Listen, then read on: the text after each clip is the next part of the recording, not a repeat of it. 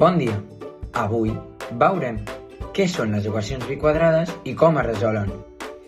Una equació biquadrada és un tipus especial d'equació de quart grau, però que només té termes parells, com aquest. Observació clau. Aquest tipus d'equacions no tenen el terme amb x a la 3 ni x, i això ens permet fer un truc molt útil: substituir. Nosaltres el que volem és passar aquesta equació biquadrada a una equació de segon grau. I direu, com es fa això? Doncs és superfàcil, i ara ho anirem a veure. Som-hi! Vale, hem de substituir-lo. Com veiem aquí, x a la 4 ho hem de substituir per t a la 2 i x a la 2 per t.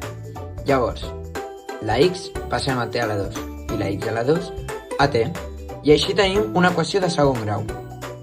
El segon pas és resoldre l'equació de segon grau. I com recordem, sempre utilitzem aquesta fórmula. Què passarà? Clar, ens donarà dos nombres, perquè és una equació de segon grau.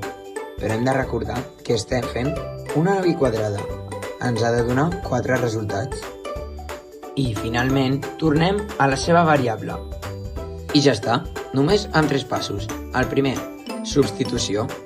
El segon, resoldre l'equació de segon grau. I el tercer, tornem a la variable original. Ha estat fàcil, no? Doncs ara mirarem un exemple perquè quedi més clar. Aquesta és l'equació a resoldre. Primer pas, substituir-la. Vale, ara ja ho tenim. Segon pas, resoldre l'equació del segon grau. Vale, resolem l'equació. La fórmula és menys b. Llavors fiquem així, parèntesis, menys, així, perfecte.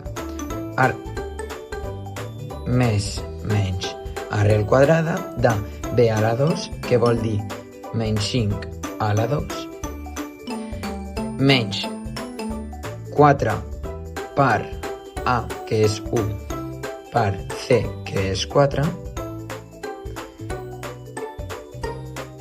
fracció 2 per a, que 1. Vale, ens ha donat que menys 5, menys i menys és més 5. Tot això ho fiquem a la calculadora, ens dona 3. I 2 per 1 és 2. Vale, ara 5 més 3, 8. 8 entre 2, quan és? 4, perfecte. 4. Aquí a baix. 5 menys 3, 2. 2 entre 2 és 1. Tercer pas. Ara, canvi de variable. Tornar a la seva variable original. Ara ja hem fet el canvi de variable. 4. 1. Arrel quadrada d'aquestes 2. La 4 dona més menys 2 i 1 dona més menys 1. Emmarquem els nostres resultats i ja estaria. Recorda, sempre una equació biquadrada la pots resoldre amb una equació de segon grau. És un mètode ràpid i segur. Oi que era fàcil? Doncs si t'ha agradat aquest vídeo i t'ha sigut útil, dona'm un like i subscriveix-te. Moltes gràcies. Si tens cap dubte, fica els comentaris i fins la pròxima.